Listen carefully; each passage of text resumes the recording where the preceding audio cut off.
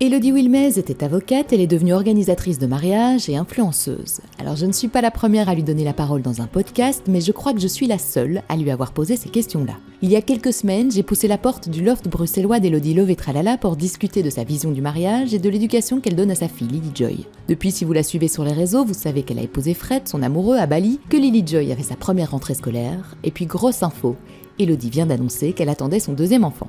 Je profite de la grossesse fraîchement annoncée d'Élodie pour vous parler d'un projet que je trouve absolument formidable, celui de la liste de naissance Memissa. Memissa, c'est une ONG médicale belge qui lutte pour un accès aux soins de santé pour toutes et pour tous, et en particulier pour les plus vulnérables, les femmes enceintes en font partie. Chaque jour, 810 femmes meurent dans le monde suite à des complications pendant leur grossesse ou leur accouchement.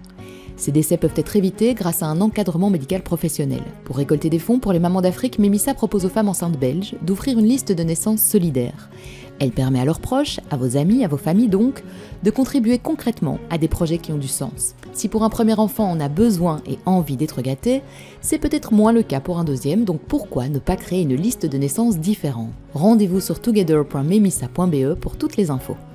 J'en reviens au podcast d'Élodie. Durant 7 heures qu'on a passées ensemble, on a eu une pensée pour sa maman, décédée alors qu'Élodie, fille unique, était enceinte de Lily Joy. Je pense à elle régulièrement parce que je l'avais interviewée dans le cadre de mon podcast privé à cœur ouvert que les gens enregistrent avec moi, comme une lettre d'amour à leurs proches. Je suis heureuse d'avoir pu lui donner la parole et d'avoir permis à Élodie de conserver la voix de sa maman pour toujours. On parlait de projets qui ont du sens, à cœur ouvert en est un également. N'hésitez pas à me contacter si vous souhaitez à votre tour enregistrer votre podcast. Allez, trêve de bavardage, voici le nouvel épisode de My Name is Mom avec Élodie Wilmez. Bonjour Élodie. Bonjour Déborah. Alors, je suis très contente de te voir. On se croise, on se parle, on échange sur les réseaux sociaux. On parle parfois de notre maternité, notre parentalité, qui est très différente. Et je trouve ça super cool parce que ça nous permet d'échanger et d'avoir des points de vue qui se confrontent. Mais voilà, tout le monde ne te connaît pas. Comment est-ce que tu te présentes aux gens et explique-moi un peu de qui est composée ta famille. Alors, je m'appelle Élodie. Je suis la maman de Lily Joy et la femme de Fred. Sur les réseaux sociaux, on me connaît sous le nom de Élodie Love Tralala. Je bosse dans le milieu du mariage depuis 10 ans maintenant et je suis passionnée par l'amour. Ça, t'es une grande amoureuse. Oui. C'est quelque chose qui te caractérise depuis toujours. Alors, est-ce que... donc, t'es avec Fred depuis quelques années maintenant. Mm-hmm. Là, on se rencontre... une semaine avant ton mariage. Oui. Donc là, la grande amoureuse que tu es, j'imagine, est comblée.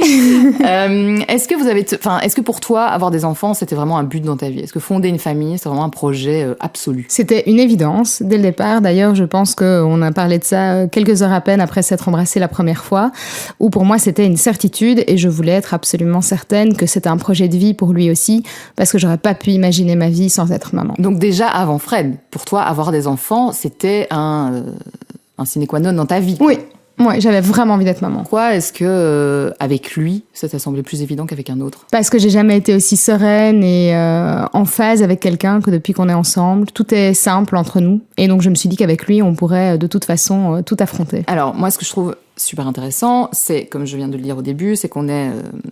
je pense que toi et moi, dans cette pièce, on est la preuve qu'on peut vivre différentes formes de maternité. J'avais pris des exemples, parce que j'ai écouté des podcasts que tu as déjà donnés.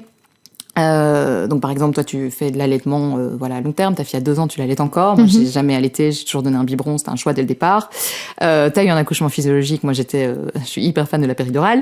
Donc je trouve ça assez intéressant. Mais par contre, il y a toujours cette question qui me vient, peu importe finalement la parentalité, le chemin qu'on choisit, c'est est-ce que tu es la mère que tu pensais est-ce que tu es la mère, en fait, que tu imaginais être ? Honnêtement, je m'étais pas tellement projetée. Je m'étais pas mis une étiquette à l'avance de quel type de maman j'allais être. Je savais que j'allais être une maman plutôt très aimante, très présente dans la vie de mon enfant. En tout cas, c'était un souhait. Mais je savais pas vraiment à l'avance. Déjà, bon, tu sais, je pense que j'aurais peut-être pas été la même maman si ça avait été un petit garçon. Ici, je suis maman d'une petite fille.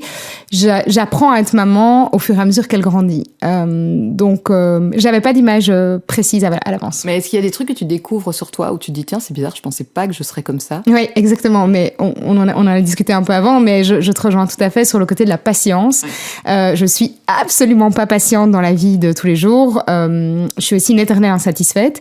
Et en fait, là, avec ma fille, je suis d'une patience, mais vraiment d'or. Bon, elle n'a que 2 ans et 2 mois, donc ça peut encore changer. Ouais, et à la fois 2 ans, c'est un challenge, comme âge. Donc, je me suis encore jamais énervée sur elle, j'ai jamais haussé la voix. J'arrive vraiment à rester sereine, calme à ses côtés. Je suis vraiment dans un accompagnement hyper doux. Et tout me satisfait, tu vois, avec elle. Tu vois, il y a rien que j'ai envie de changer chez elle. Tous les jours, je me dis que j'ai vraiment la chance d'être sa maman. Et ça, c'est vraiment précieux. Et c'est un truc que j'avais pas imaginé, tu vois, à l'avance, quoi. Ouais, c'est ça. Et que tu n'as qu'avec elle. Que je n'ai qu'avec elle. Ce n'est pas quelque chose que tu développes avec tout le monde, genre avec ton conjoint, quoi. Tu vois, c'est... Non, mais je dirais que quand même, ça a un peu amélioré ma patience en général, tu vois, parce que je développe plein de trucs de respirer avant de, tu vois, de mieux respirer pour m'apaiser quand je suis énervée. Et donc, c'est un réflexe que j'ai quand même. Mais comme je l'utilise beaucoup avec elle pour rester hyper zen, parfois ça explose quand même avec d'autres parce qu'il faut que ça sorte. Hein, je suis humaine quand même. Mais je dirais que je crois que je suis une meilleure personne depuis que je suis sa maman. Et je suis une meilleure personne depuis que je suis l'amoureuse de Fred. Ils font tous les deux de moi une bien meilleure personne. Mais c'est intéressant ce que tu dis parce que justement, ça me permet de rebondir sur toutes les lectures que tu as des livres de chevet sur la parentalité. C'est un sujet qui t'intéresse en fait. C'est pas juste ta fille, c'est vraiment dans l'absolu. C'est tiens, comment est-ce qu'on fait, pourquoi en fait toutes ces lectures? Qu'est-ce que ça t'apporte? Qu'est-ce que tu cherches et qu'est-ce que ça t'apporte? Je cherche à être la meilleure maman possible pour ma petite. Et c'est vrai que j'ai toujours adoré apprendre. Je suis vraiment une curieuse de la vie. Je trouve ça intéressant de comprendre comment les autres font pour me positionner. Je trouve que les partages d'expériences, c'est hyper précieux parce que ça te permet de te sentir moins seule quand tu partages un avis similaire, de te remettre en question quand c'est un avis contraire au tien. Donc, je trouve ça vraiment hyper enrichissant. Ça me permet de construire ma propre façon de faire en m'inspirant des uns et des autres et en piochant ce qui me convient à moi. En fait, ça a vraiment commencé autour de mon accouchement où je savais que je voulais un accouchement physiologique et j'avais entendu beaucoup de gens dire « le savoir, c'est le pouvoir ». Et en fait, ça me semblait logique de comprendre, tu vois, les différentes interventions à l'hôpital ou autres, qu'est-ce que ça pouvait donner comme conséquence pour pouvoir faire les bons choix. Et j'ai vraiment ressenti tout ce savoir accumulé pendant ma grossesse comme un pouvoir le jour de mon accouchement pour maintenir mon projet de grossesse, quoi, et d'accouchement. Et donc, du coup, je continue à faire pareil aujourd'hui, étant donné que j'ai pas énormément, finalement, de modèles autour de moi. Ça m'aide à piocher des inspirations et à trouver ma façon à moi d'être maman. Oui, c'est ça, parce que tu fais le tri dans tout ce que tu lis. Il n'y a pas une façon de faire absolue. Parce que tu vas peut-être piocher dans un bouquin, puis un autre, et tu associes, quoi. Exactement. Est-ce que c'est pas trop de pression quand même? Enfin, tu vois, ce que tu le dis, c'est être la meilleure maman possible. Il y a un côté mère parfaite, quoi, tu vois, où l'absolue perfection que personne n'atteindra jamais, même jamais. Pas toi, hein. Non. T'arrives à te faire à cette idée que tu seras jamais la mère parfaite. Parce que ça n'existe pas. Difficilement, en vrai. Hein, ouais. Oui, franchement, difficilement. Je trouve que le truc le plus dur dans ma parentalité aujourd'hui, c'est la culpabilité qui t'assomme quand tu deviens maman. En tout cas, moi. Je ressens une culpabilité de malade. Je vais te raconter une anecdote débile, mais un jour, j'étais au téléphone avec une copine, je me suis effondrée. Lily avait 18 mois et je me suis effondrée parce que Lily n'avait encore jamais joué avec de la pâte à sel et je lui avais pas encore fait de bac sensoriel alors que j'en avais enregistré 600 000, tu vois, sur Pinterest et qu'en fait, j'avais juste pas eu le fucking temps pour les mettre en place et que du coup, je me sentais une maman super nulle qui était en train de pas donner le meilleur à son enfant pour son développement. Et donc, ouais, la culpabilité, je trouve ça dur. Je trouve qu'en fait, clairement, tu sais pas être sur tous les fronts. Et ça, je trouve que c'est pas... Enfin, j'apprends petit à petit à l'accepter, mais je trouve que c'est vraiment pas facile, quoi. Et comment tu fais? C'est quoi tes trucs, du coup, pour accepter ça? En parler avec des copines. Ouais, ta copine, justement, elle t'a dit quoi quand tu lui as parlé de la pâte à sel? Ah, mais elle a explosé de rire. Rassure-moi, elle était saine d'esprit, elle t'a dit ça va aller. Ouais, bon, déjà, d'abord, elle a explosé de rire, puis elle a vu que vraiment je pleurais, que j'étais mal, donc elle m'a dit, ok, on respire. Et elle m'a rassurée en me disant qu'elle trouvait que j'étais une maman absolument incroyable, et elle m'a rappelé toutes les autres choses géniales que je faisais déjà pour mon enfant. Et elle m'a rappelé qu'effectivement, on ne savait pas tout faire, qu'il n'y avait que 24 heures dans une journée, que je bossais, que j'étais aussi une amie, que j'étais aussi une entrepreneur, une femme, et que du coup je faisais juste du mieux que je pouvais. Et j'ai soufflé un grand coup et Lily n'a toujours pas joué avec de la pâte à sel aujourd'hui. Et elle va bien. Et elle va bien. Non mais est-ce que ces livres, ça te donne une sorte d'impression de pouvoir contrôler les choses aussi. Peut-être parce que j'ai un petit côté control freak, donc probablement que effectivement ça me rassure d'avoir des bases de connaissances et de me dire ok, ça en fait j'ai lu, j'adore quand ça se recoupe, tu vois, dans plusieurs livres ou plusieurs podcasts ou plusieurs formations que je suis, et puisque je suis une formation Montessori sur la petite enfance en ce moment pour voir comment accompagner Lily au mieux dans son indépendance et son apprentissage. Une cinglée. Mais du coup, oui, ça me rassure d'avoir des bases, tu vois. Ça me rassure d'avoir quelque chose sur lequel m'appuyer et sur lequel, après, décider ce qui me convient ou pas, quoi. Bon, alors ça me fait rire parce que tu en rigoles toi-même. Mais oui. Tu rigoles de toi parce que tu sais que tu pousses le curseur hyper loin par rapport à la moyenne. Oui. Tu le vis bien. A priori, là, tu le vis bien. Mais oui, je le vis bien parce que je me dis, bon, en soi, j'essaye juste de faire de mon mieux et mes intentions sont hyper positives et bienveillantes. Donc, je vais pas m'en vouloir d'essayer de faire au mieux, mais par contre, je sais que parfois je suis fatiguée, que parfois j'ai un trop-plein, et que parfois je lâche un peu du lest, tu vois. Donc, j'essaye un petit peu aussi de m'adapter. Et je crois que la petite enfance, c'est une période de la vie, et puis quand elle va grandir, il va y avoir d'autres découvertes, d'autres choses.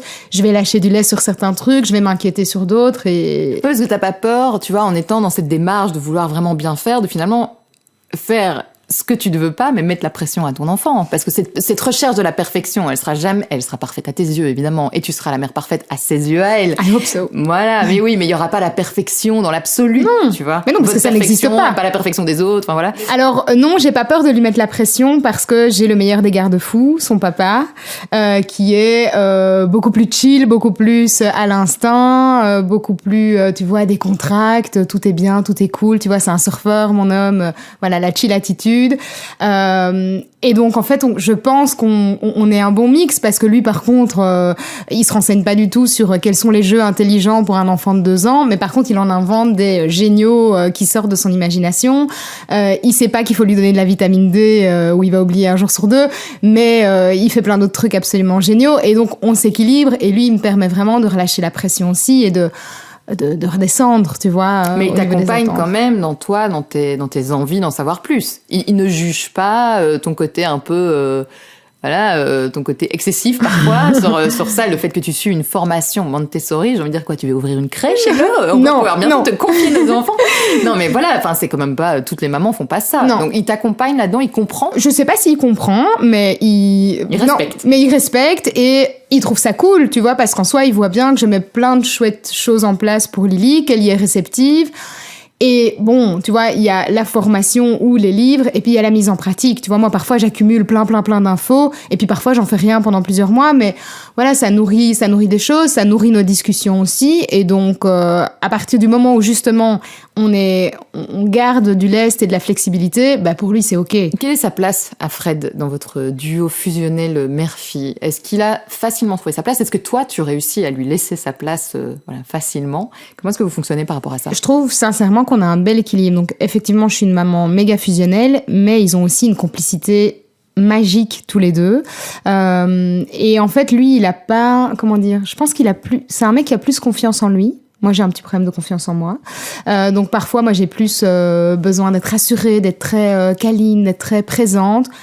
Lui, tout est OK, tu vois. Et donc, il trouve sa place, il surfe sur les vagues, tu vois. Vraiment, dans la vie, Fred, il est comme ça, il surfe sur les vagues.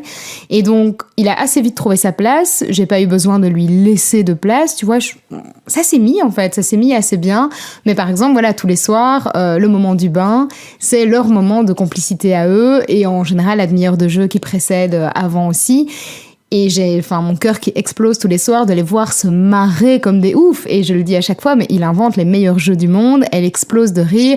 Et je sais qu'elle serait amoureuse de son papa si elle ne l'est pas déjà. Et je retombe amoureuse de lui chaque fois que je les vois ensemble. Tu vois, c'est hyper cliché de dire ça, mais c'est vraiment vrai.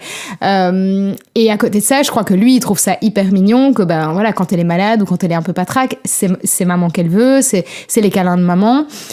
Mais jusqu'à présent, on n'a encore jamais eu le côté, et pourtant je sais que c'est des phases pour certains enfants, mais le côté non, je veux pas papa, je veux maman, ou inversement. Je sais que lui, par exemple, le vivrait beaucoup mieux que moi. lui, il dirait, ok, c'est une phase, elle m'aime toujours, tout va bien. Oui, alors que toi, si elle te rejette... Moi, si elle me rejette, je vais devoir appeler ma psy en mode « Qu'est-ce que j'ai loupé ? Elle m'aime plus, qu'est-ce qui se passe ? C'est à cause de ma formation, je suis une relou. » Y a-t-il une formation là-dessus ? Non, mais tu vois, il a très bien trouvé sa place et on a un super équilibre tous les trois, mais parce qu'il s'adapte à tout, je crois. Quel souvenir tu gardes de justement de cette mise en place, du passage de 2 à 3 ? C'était comment chez vous ? C'était doux ? C'était quand même plutôt doux. Bon, on a morflé, nous, les nuits, c'était pas fifou, et ça n'est toujours pas, voilà. Donc, on a morflé clairement en termes de sommeil, on était vraiment fatigués, allaitement long, cododo, voilà, ça fait pas des enfants en tout cas pour nous, ça fait pas une petite fille qui dort dans sa chambre toute seule toute la nuit, qui s'endort toute seule, etc. Donc, on a eu des moments plus difficiles que d'autres. On avait très très envie de cette petite fille et on l'a accueillie avec plein d'amour. On n'a pas eu de baby clash, on n'a pas eu de grosses engueulades. Bien sûr, par moments, on aimerait avoir un peu plus de soirées en amoureux, mais on se crée des moments quand même. On prend soin quand même de nous, de notre couple, et so far so good, quoi. C'est intéressant ce que tu dis, parce que tu dis que voilà, les choix que tu as faits pour le bien de ta fille font que parfois tu manques de sommeil, parce qu'effectivement, ça fait pas des enfants qui dorment facilement dans leur chambre, voilà, sur l'autonomie du sommeil en tout cas. Est-ce que ça a remis parfois tes choix en question, le fait que toi tu souffres du manque de sommeil? Est-ce que parfois tu t'es dit en fait il faut que je change de méthode, parce que je vais y rester, quoi, je vais de pas dormir comme ça. Les moments où ça a été vraiment dur, on en a discuté entre nous et on a trouvé des solutions. Donc on a la chance d'avoir une chambre d'amis, donc quand c'était vraiment trop dur, il y a des moments où c'est Fred qui gérait les nuits et moi j'allais me reposer, ou inversement, pour qu'on soit pas tous les deux crevés. Il y a des moments où on s'est dit ok, on va essayer d'imposer des règles, et ça a marché pendant plusieurs mois jusqu'à ce que finalement elle tombe malade et qu'on voyage et que tout l'équilibre soit à refaire. Et pour l'instant on a un chouette équilibre qui nous convient, mais je crois que de toute façon dans la petite enfance et même peut-être dans tout l'accompagnement d'un enfant, t'as des périodes où ça va bien, t'as des périodes où tu galères, et jusqu'à présent, on trouve toujours des solutions. Mais effectivement, si vraiment ça ne va pas, je ne continue pas à aller droit dans le mur. Tu vois, je change des choses pour faire en sorte de tenir le coup et que ça se passe bien, quoi. Je me disais, le plus difficile pour toi dans la maternité, c'est la culpabilité, le manque de sommeil quand même. Ça peut flinguer quelqu'un quand même. Quoi d'autre ? Il y a d'autres trucs ? Non, en vrai, je suis quand même, je suis toujours dans cette phase, moi, de maman qui plane, hyper bisounours. Je suis ultra heureuse d'être maman. Je trouve ma fille merveilleuse. Elle a 2 ans. J'attends de voir si le terrible tout va arriver, mais pour l'instant, oui, il y a des petits moments il y a des petites crises, il y a des instants d'opposition, etc. Mais rien d'insurmontable, quoi. Honnêtement, jusqu'à présent, je trouve que c'est un âge génial. Je m'émerveille tous les mois de son évolution. Pour l'instant, on a une parentalité plutôt douce et plutôt émerveillée, quoi. Comment tu gères l'opposition ? Avec beaucoup de calme et je me mets à sa hauteur, je lui dis que je comprends, j'entends qu'elle est pas d'accord, et en fonction du sujet, si c'est aller en pyjama à l'école, à la crèche en l'occurrence, je lui explique non, qu'elle va pas avoir assez chaud, que ça va être compliqué, mais je lui donne le choix, tu vois. Alors je lui donne le choix entre 2-3 autres tenues, je lui dis tu peux pas garder ton pyjama, mais j'essaye plutôt d'être dans la collaboration. En fait, j'ai pas du tout un type d'éducation. Moi, la maman, j'impose mon autorité sur toi, l'enfant. Pas du tout. J'essaie vraiment d'être collaborative. Sauf, tu vois, dans les moments où elle est malade et où, du coup, là, s'il faut nettoyer le nez, même si t'as pas vraiment envie, je vais t'expliquer à fond. Je vais te dire que j'entends que tu n'es pas contente, mais on va le faire parce que c'est pour ta santé, tu vois. Donc, on n'est pas du tout permissif non plus. On maintient des règles. C'est pas le côté enfant roi absolu. Pas du tout. Parce que ça peut donner cette impression-là. Pas par rapport à toi dans l'absolu, mais je veux dire, voilà, les parents très investis dans le Montessori, tout ça, il y a toujours cette idée dans notre société que ça veut dire qu'en fait l'enfant peut tout faire. Oui, ça veut dire, et je sais qu'il y en a peut-être dans mon entourage qui le pensent, mais nous on est ok avec ça, on est alignés par rapport à nos choix, et on voit bien que c'est pas le cas, mais on voit aussi qu'en fait dans ce type d'éducation, en tout cas chez nous hyper collaboratif, on a quand même beaucoup moins de crises que chez d'autres, on est beaucoup moins du coup énervés nous-mêmes parce qu'en fait on ne s'énerve pas à essayer d'imposer un truc, on est plutôt en train d'essayer de comprendre ok, qu'est-ce qui coince là, et est-ce qu'on peut donner un choix, est-ce qu'on peut être flexible sur tel sujet, ou est-ce que ça c'est un truc non négociable, et quand c'est non négociable on maintient nos limites, mais du coup en fait comme on les maintient pas pour tout tout de façon bornée, ben en fait ça lui donne aussi elle une impression de pouvoir, et pour moi c'est ok qu'elle ait aussi du pouvoir, tu vois, je veux qu'elle puisse maintenir son nom aussi, et qu'elle comprenne que son nom a de la valeur aussi auprès de nous, pour qu'il en ait plus tard auprès de n'importe qui. Ouais, on y reviendra après sur l'éducation d'une fille et les valeurs que tu as envie de lui donner. Alors ceux qui te suivent le savent, tu as perdu ta maman quand tu étais enceinte de 4 mois. On dit, tu l'as sûrement lu dans tes livres, que les enfants peuvent ressentir évidemment les émotions que la maman vit. Comment est-ce que tu y as pensé à l'époque ? De dingue. Ouais. Comment t'as fait pour justement vivre une grossesse au maximum sereine, malgré ta peine, ton deuil, ta tristesse à faire ? Comment t'as fait ? Comment t'as trouvé ? C'était quoi tes trucs ? J'ai fait comme je pouvais. Honnêtement, pour le coup, là, j'avais beau avoir lu des trucs et tu fais comme tu peux. Disons que j'ai accepté de vivre mes émotions, parce que de toute façon, refouler une émotion aussi puissante, ça te revient à un moment ou à un autre, donc ça n'aurait pas été viable à court ou moyen terme.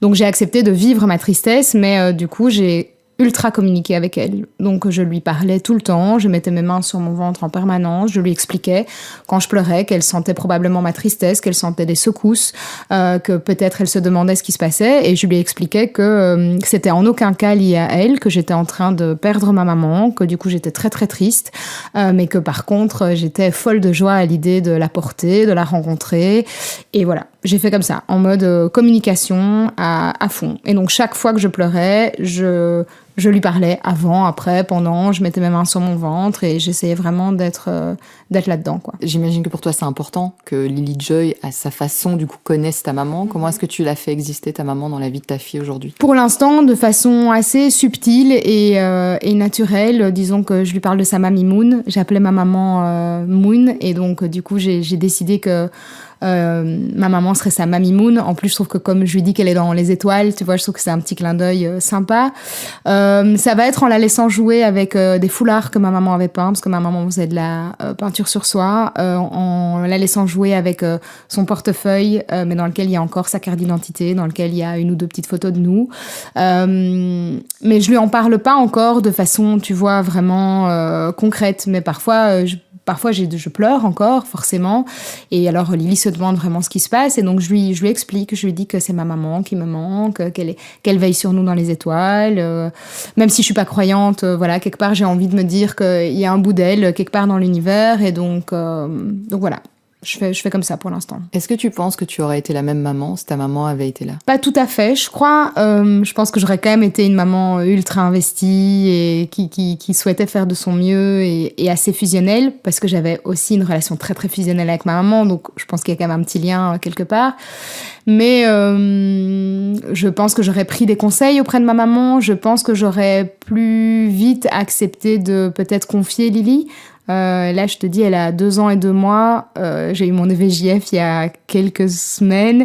C'est la première fois que je la laissais une nuit à son papa. Et voilà. Donc, je me rends compte que c'est peut-être un peu extrême pour certaines personnes, mais effectivement, pour moi, la confier, c'est pas facile. À partir de maintenant, je me sens prête à la confier aux parents de Fred, notamment. Mais je crois que si ma maman avait été là, déjà, elle m'aurait tannée de ouf, en mode « laisse-moi ma petite fille ». Et donc, je pense... Elle t'aurait aidé, elle t'aurait peut-être donné des clés pour être plus à l'aise aussi avec l'idée de la séparation. Je pense. Je pense. Et j'avais une confiance, tu vois, infinie en ma maman. Je sais qu'elle aurait respecté totalement mes choix. Donc, je pense que ça aurait été plus facile pour moi.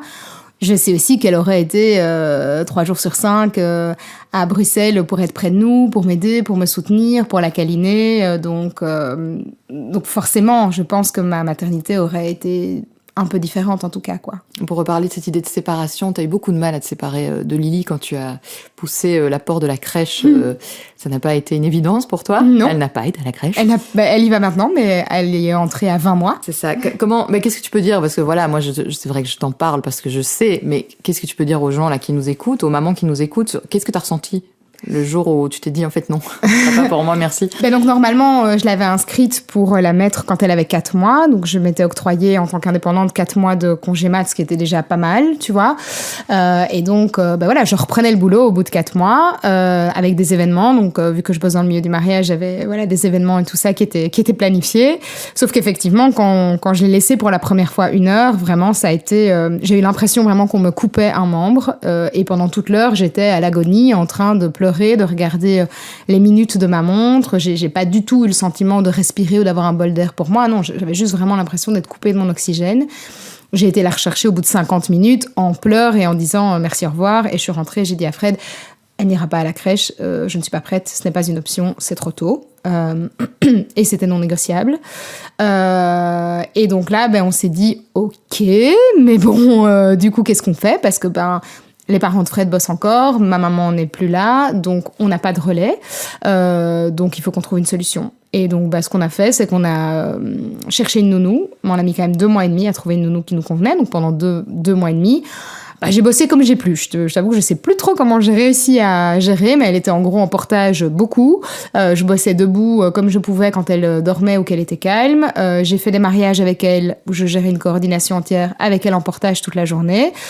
Mais ce qui fait que Lily a très très vite été quand même assez sociable parce que je l'ai emmenée partout, tout le temps. Même quand j'avais des mariages à l'étranger, je la trimballais avec moi. Mais voilà, c'est l'option qu'on a trouvée jusqu'à ce qu'elle ait 20 mois, où là, tu vois, elle marchait, elle commençait à parler plutôt pas mal. Et donc là, je me sentais OK de la confier à quelqu'un d'autre parce que je me disais qu'à cet âge-là, elle allait être capable de me transmettre vraiment comment ça s'était passé ou pas à la crèche. Et moi, la laisser en mode tout petit bébé, j'étais trop dans le flou. Alors, c'est peut-être mon côté trop dans le contrôle ou quoi, mais c'était pas OK. Oui, c'était la confier à des inconnus oui. et savoir que ton enfant ne peut pas te dire comment ça s'est passé pour lui sa journée, quoi. Exactement. Ça pour moi, c'était impensable. Je la trouvais vraiment trop petite et j'étais pas OK avec ça. Et puis, il y avait aussi le côté où, tu l'as dit tout à l'heure, moi, j'avais envie de faire un allaitement long. Je m'en suis rendu compte assez tôt. Et par contre, le tire-lait, pour moi, ça fonctionnait pas. C'était l'enfer. J'arrivais pas à m'organiser. Et donc là aussi, je me suis dit, en fait, si je la mets à la crèche à 4 mois, c'est pas tenable. Tu vois, j'allais peut-être tenir 1 mois ou 2, mais dans des conditions vraiment galères. D'ailleurs, vraiment chapeau bas aux mamans qui arrivent à maintenir un allaitement plus ou moins long. Enfin, tu vois, je sais pas comment elles font, mais vraiment, c'est chaud. Mais donc, du coup, ça aussi, tu vois, c'était important pour moi. Et donc, en fait, le plan de la nounou, c'était le bon plan. Donc, on a trouvé une nounou qui venait à la maison et qui me permettait, du coup, de bosser de la maison et de m'isoler dans une autre pièce quand j'avais vraiment besoin d'être au calme. Mais du coup, j'avais l'impression d'être tout le temps avec elle. Je pouvais l'allaiter quand elle avait besoin, sans stress, sans devoir courir. Et à refaire, je referais exactement pareil. Ouais, j'allais te demander, t'as jamais regretté ta décision? Parce qu'elle vous a compliqué la vie, quand même. Quand tu rentres chez toi et que tu dis à ton mec, on n'ira pas, non, on va pas la mettre à la crèche. Ouais. J'imagine qu'il te dit, d'accord, t'es gentil, mais donc, qu'est-ce que tu proposes? Exactement. Voilà. Ça complique quand même la vie. Après, t'as trouvé une nounou et donc les choses se sont mises en place, mais t'as jamais regretté? Non, jamais. Jamais. Même pendant les 2 mois et demi de giga galère où on n'avait pas de nounou fixe et où on rencontrait des nanas où on se disait oh là là mon Dieu, mais est-ce qu'il y a une nounou quelque part qui va nous convenir? Non. Et même si en termes de budget on a dû vachement faire des choix, tu vois, mais c'était vraiment le bon choix pour nous. Est-ce que tu penses que cette difficulté de séparation à ce moment-là dans ta vie avec ta fille, c'est lié aussi au fait que tu venais de perdre ta maman? Probablement, en tout cas, que ça n'a pas aidé parce que pendant toute ma grossesse, j'ai quand même été dans une ambivalence, tu vois, de sentiments assez forte et clairement, je pense que c'était vraiment pas facile, tu vois, de perdre ma maman pendant ma grossesse, mais d'un autre côté, ça m'a un peu sauvée. Je pense que si j'avais pas été enceinte de Lily au moment où j'ai perdu ma maman, j'aurais pu sombrer beaucoup plus.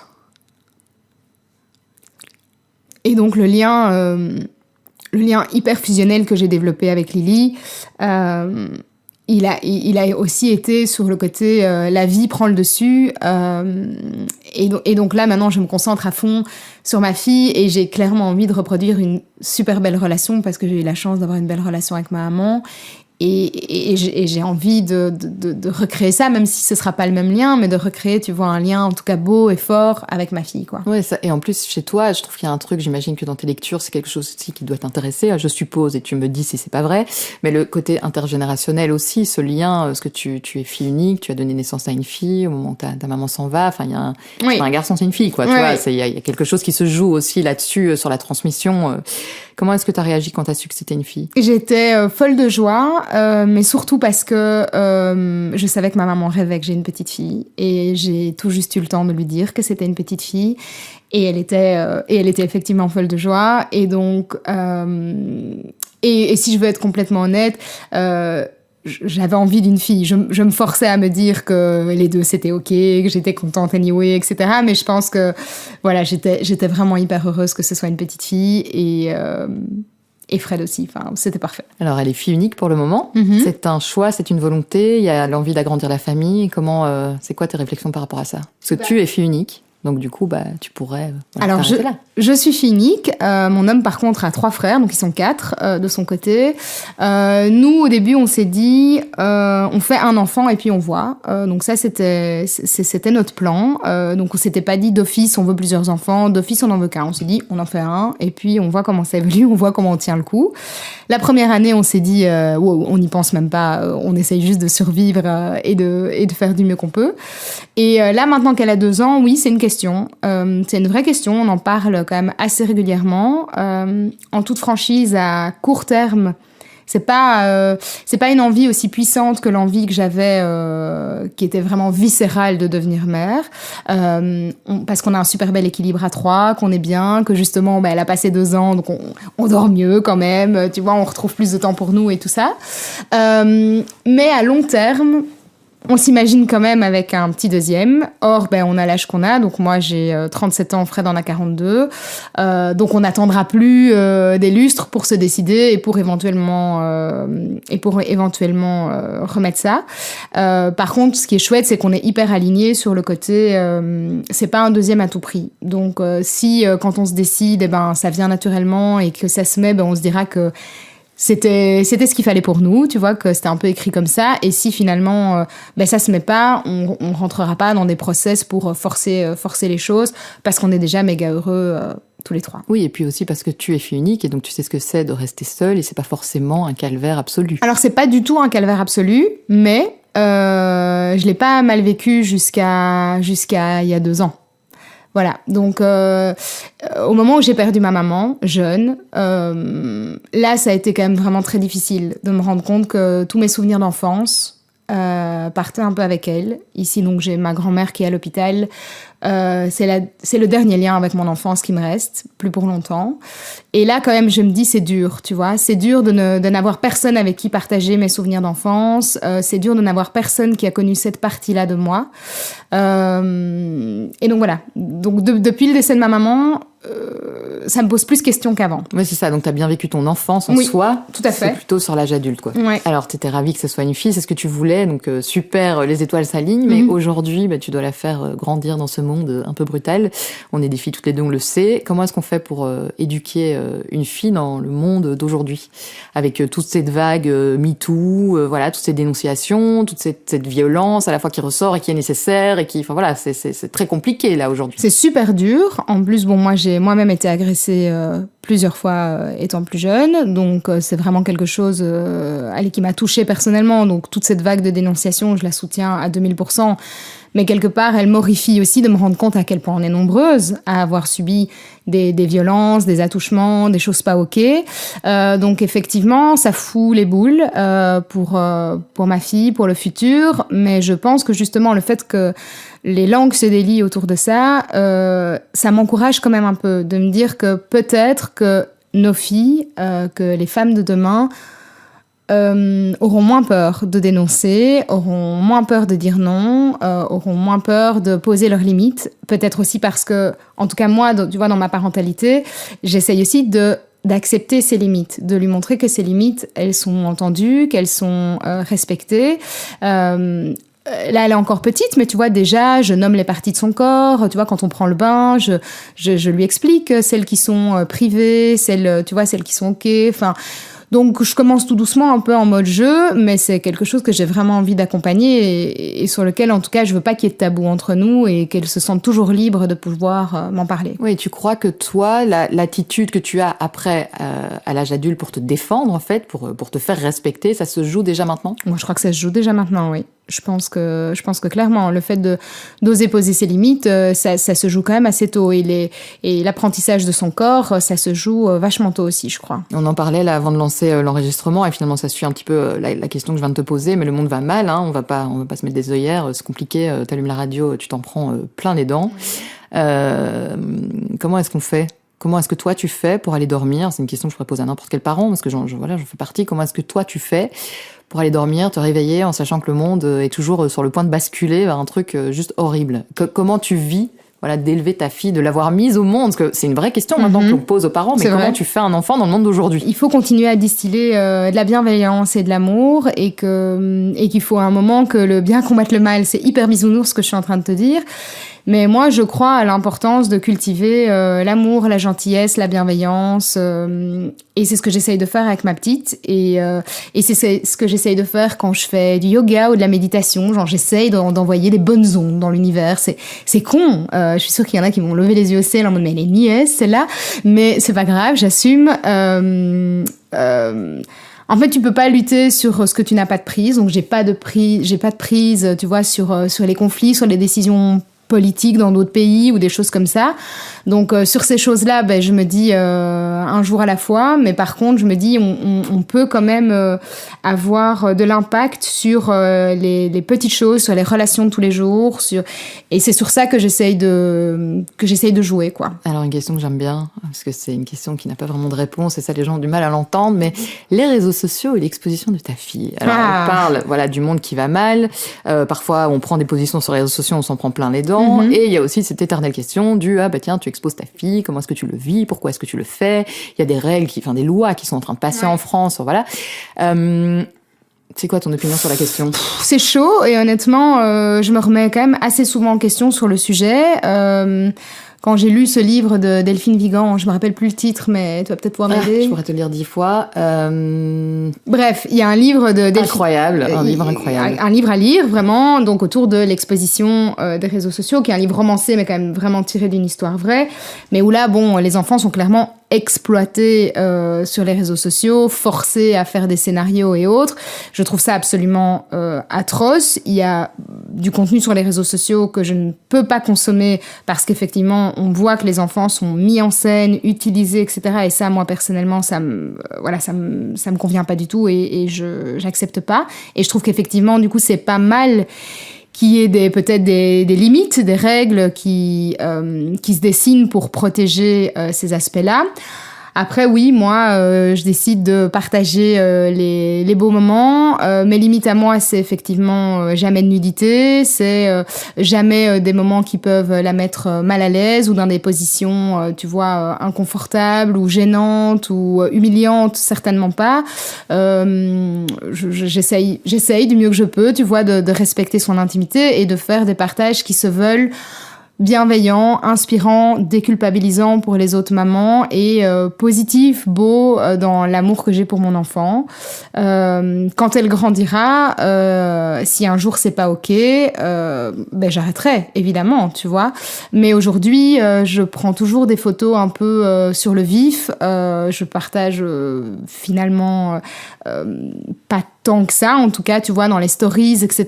J'essaye vraiment de faire en sorte que de trouver une limite qui me semble juste, qui nous semble juste, parce qu'on en parle aussi beaucoup avec mon homme. Tu vois, mon homme, par exemple, il est pas du tout présent sur les réseaux sociaux. Quand on s'est mis ensemble, même par rapport à notre couple, tu vois, la question s'est posée. Je lui ai dit, ok, c'est quoi, toi, tes limites? C'était ok qu'il soit sur certaines photos, mais c'était pas ok qu'il commence à blablater sur mes stories. Ok, très bien, tu vois. Et pour notre fille, là aussi, je lui ai demandé son avis, on s'est posé la question, et en fait, nous, on est alignés par rapport à ça. Et tant qu'on l'est, et tant qu'on trouve que la limite est juste et que ça n'a pas l'air de la déranger, de la faire souffrir, de la perturber, ça nous convient, mais on évoluera en même temps qu'elle. Ouais, c'est ça. Alors le livre, ça s'appelle Les enfants sont rois. J'en ai regardé pendant que tu me parlais, parce que ce serait trop dommage que les gens passent à côté. Mais justement, par rapport à ce que tu dis, en fait, l'exposition sur les réseaux sociaux, et je me permets de le dire, parce que les gens me posent aussi la question par rapport à moi, parce qui expose aussi mon fils sur les réseaux sociaux. Oui.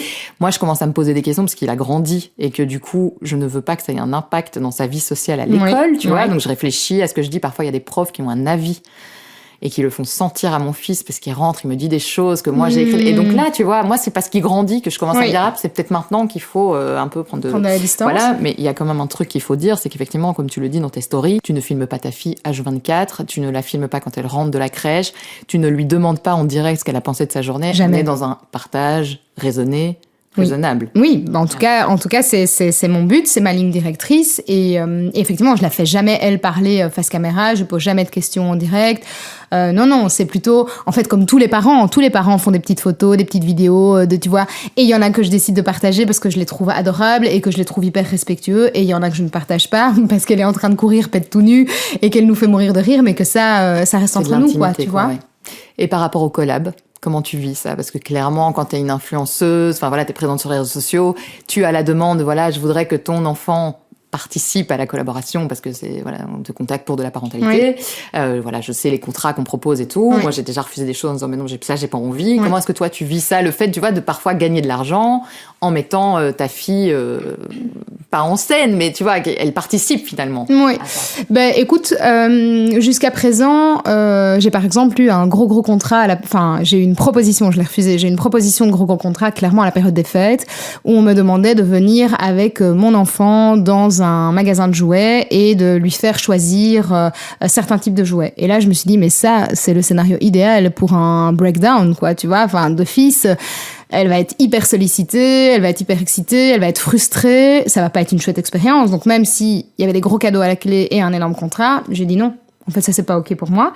Par contre, tu vois, quand j'ai une adorable petite créatrice chez qui j'ai déjà acheté 2 pulls et qui me dit « Oh, pour son anniversaire, est-ce que t'es OK que j'envoie un petit pull à Lily Joy ? Et bon, bah, si tu veux bien, ça me ferait plaisir que tu me fasses une petite story parce que la fois passée, ça a boosté mes ventes. » Bah oui, je le fais. Voilà.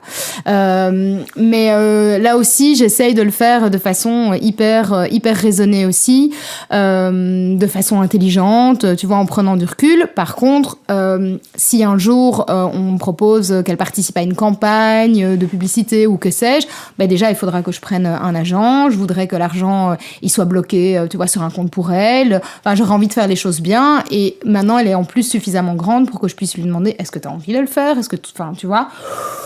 Donc je ferai un peu comme je peux à ce moment-là. On en parlait avant de lancer l'enregistrement. Voilà, Lily Joy, là, actuellement, elle est à la crèche. Oui. Hein. Et ben, après, il y aura l'école.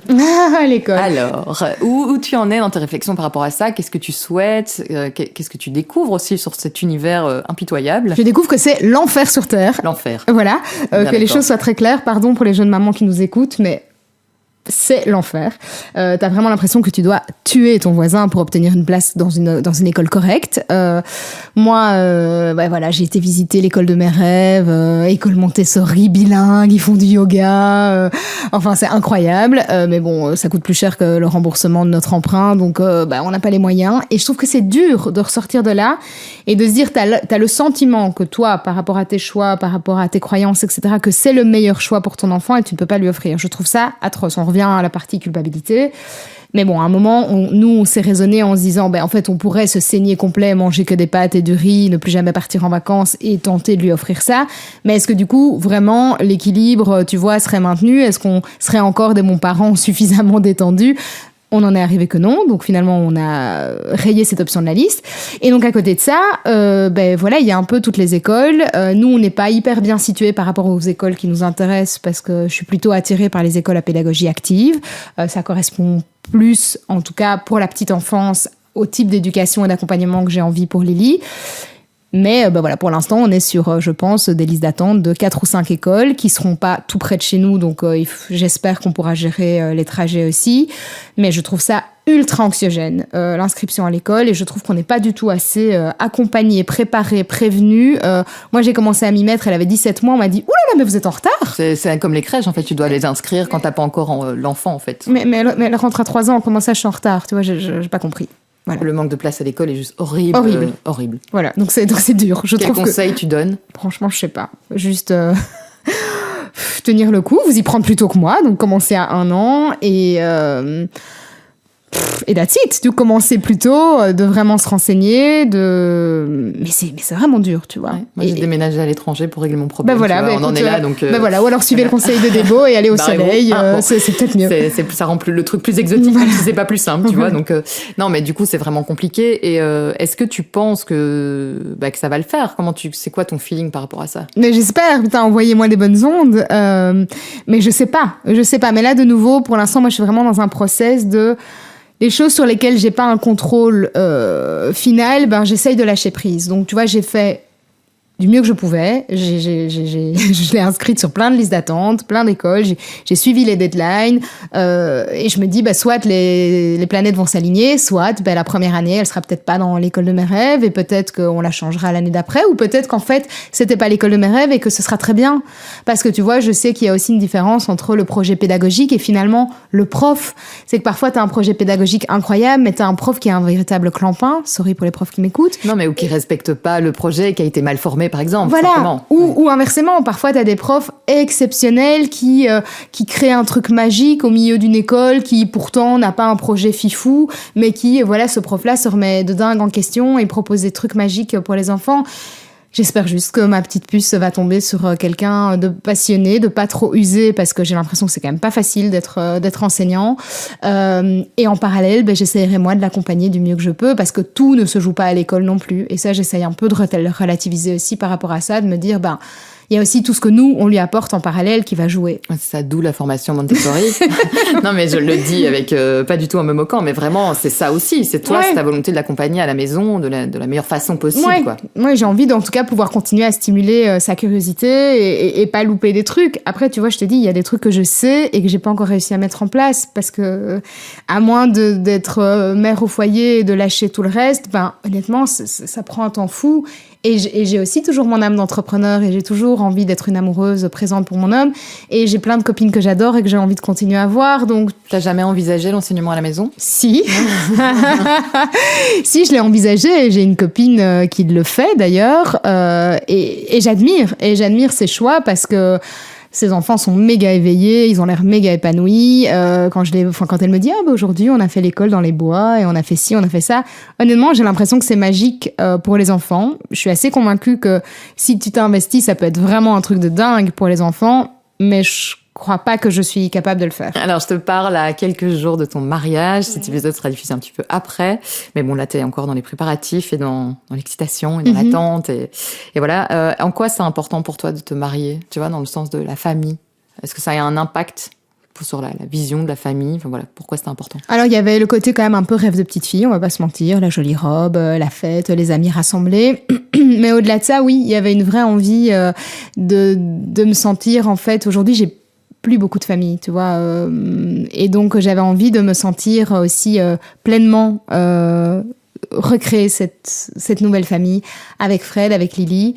Petite fierté de porter son nom, même si je garderai le mien, tu vois. Mais ce petit côté unité me plaît. C'est quoi les rêves que tu as envie de réaliser en famille, tes grands projets ? Un grand voyage de plusieurs mois, peut-être même une expatriation à un moment, peut-être pas totale, mais peut-être une expérience en tout cas à l'étranger. C'est un truc qui nous attire l'un comme l'autre. Il n'y a encore rien comme projet concret, mais c'est un truc qui revient sur notre vision board de temps en temps. Maintenir une super belle complicité dans notre famille, ça c'est un truc primordial, donc que ce soit dans les jeux, dans le dialogue, ça va faire vraiment partie de nos objectifs de vie au quotidien, sur le long terme. J'ai envie qu'on ait une belle relation, quoi. Ça, c'est super important pour moi. Et là, pour l'instant, c'est déjà pas mal. Hein. Alors moi, j'aime bien finir sur une petite note de conseils, même si moi, les conseils parfois m'horripilent quand ils ne sont pas souhaités. Mais voilà, les filles qui écoutent ici, qu'est-ce que tu pourrais leur dire sur tout ce que ton parcours de maternité jusqu'à aujourd'hui t'a appris, quelles leçons t'as tirées et qu'est-ce que tu as envie de transmettre ? Soyons bienveillantes envers nous-mêmes, même si je l'applique pas toujours à la lettre. Je crois que ça, c'est super important. Pas hésiter à demander de l'aide quand on en a besoin, parce que en fait, même si on a l'impression qu'on n'a pas forcément un village autour de nous, il y a quand même toujours une main tendue qui traîne si on sait la saisir, et ça fait du bien de se le rappeler. Je crois que tant qu'on est dans la bienveillance et dans la remise en question, il n'y a rien d'irrémédiable. Donc, si à un moment, on a eu une attitude qui n'est pas OK par rapport à ce qu'on souhaite, je pense qu'on peut toujours s'excuser et réparer nos erreurs. Et je crois que même que c'est hyper précieux de montrer à nos enfants qu'on n'est pas forcément parfait, mais qu'on se remet en question, qu'on assume et qu'on essaye de réparer. Je crois que ça en fera des bons adultes. C'est déjà pas mal aussi, hein ? Merci Hello. Avec plaisir Deb, merci à toi. J'espère que cet épisode vous a plu. Si vous rêvez que je vous interviewe à votre tour sur votre parentalité ou en vue de laisser un message d'amour à vos proches, quel qu'il soit, n'hésitez pas à prendre contact avec moi par mail. Mon adresse est hackerouvertpodcast@gmail.com. Je vous enverrai toutes les infos. À très vite.